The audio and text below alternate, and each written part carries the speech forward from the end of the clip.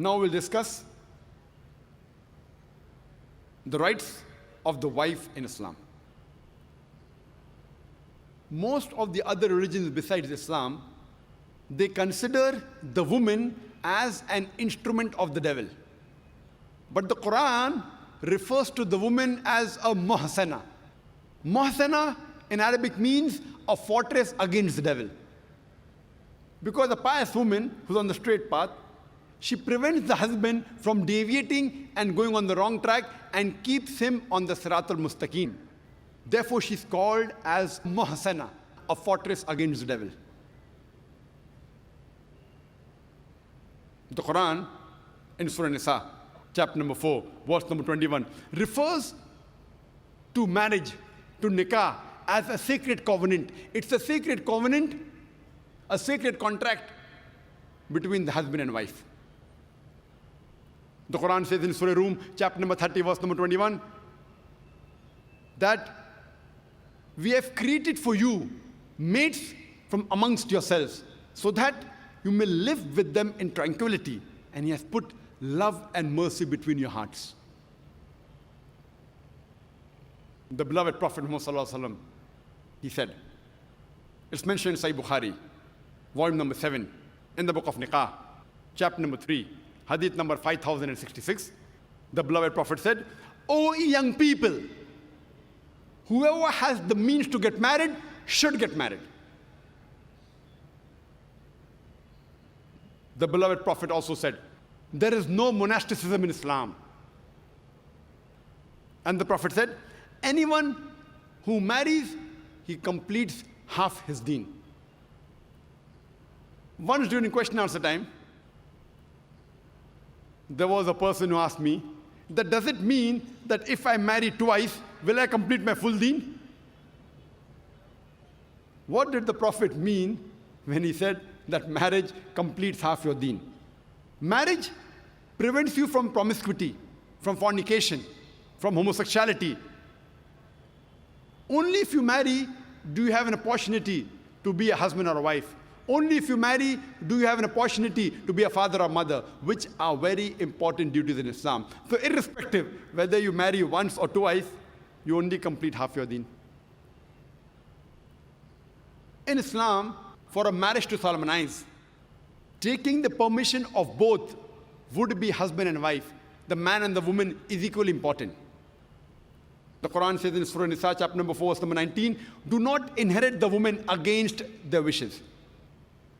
There's a hadith which is mentioned in Sahih Bukhari, volume number 7, book of Nikah, chapter number 43, hadith number 5138. A lady by the name of Khansa bin Khadim al-Ansariya, she approached the Prophet and said that my father has married me to a person against my wishes. The Prophet, he nullified the marriage. There's another Sahih hadith which is mentioned in Ahmad ibn Hanbal, hadith number 2469, where a lady approaches the Prophet and says that my parents have forced me to marry a man against my wishes. And the Prophet said she has the option of either continuing the marriage or nullifying the marriage. There's a similar hadith mentioned in Ibn Majah, hadith number 1875. It's the same hadith. A woman approaches the Prophet and tells her that my parents have forced me to marry against my wishes. And the Prophet says, you can either continue the marriage or you can nullify the marriage. And the woman says, I continued the marriage, but I wanted the woman to know that the parents cannot force their daughters to marry someone who they don't like. The Quran says in Surah Baqarah, chapter number 2, verse number 228, that the women have rights similar to those against them on terms equitable, but the men have a degree of advantage. Based on this verse of the Quran, men and women are equal except in leadership. The Quran clearly says that the women have rights, those similar to them, on terms equitable, but the men have a degree of advantage. Now, many of the Muslims, they misunderstand this ending phrase that the men have a degree of advantage, and they think that men are superior. And they quote the verse of the Quran, "Ar-rijalu qawwamuna 'ala an-nisa." that the men are superior to the women. So Allah has said, the men have degree of advantage, the men are superior. What they're quoting is the verse of the Quran which was recited by a wonderful Qari from Surah Nisa, chapter number 4, verse number 34, which says, Ar-rijalu qawwamuna ala nisa, that the men are the qawwam of the women. What is the meaning of the Arabic word qawwam?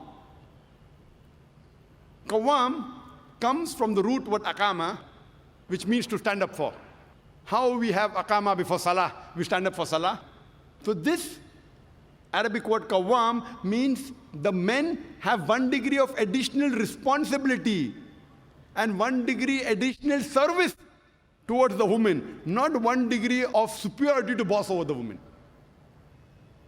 And if you read the tafsir of Tabari, he says the Arabic word qawwam means 1 degree of additional responsibility. Because if you read the verse ahead, the verse says that Allah has given men more strength than the women. So because of that advantage, it's the duty of the men that they should take care of the woman, they should not boss over her.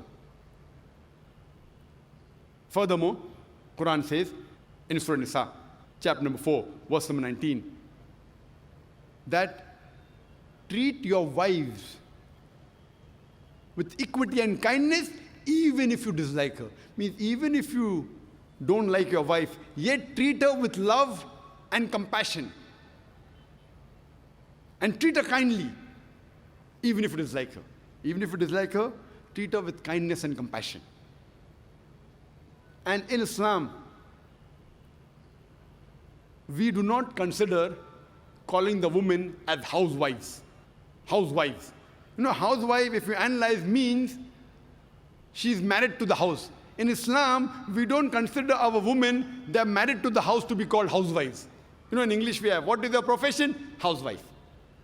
We in Islam prefer calling the women as homemakers because they make the home, they build the home. So inshallah, I believe that the ladies from now onwards, when they have to fill any form, instead of writing the profession, if they are not to write housewife, that's the English terminology. They are marrying you to your house.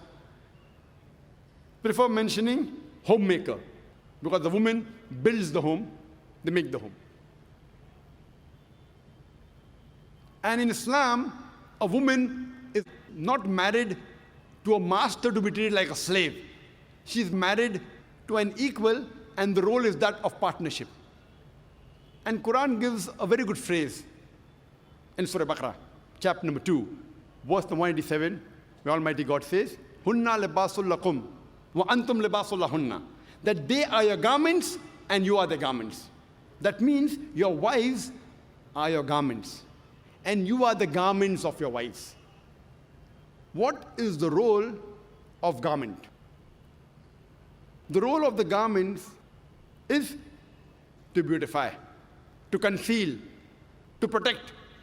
The husband and wife, they conceal each other's faults. They beautify each other. They help each other. It is a role of hand and glove.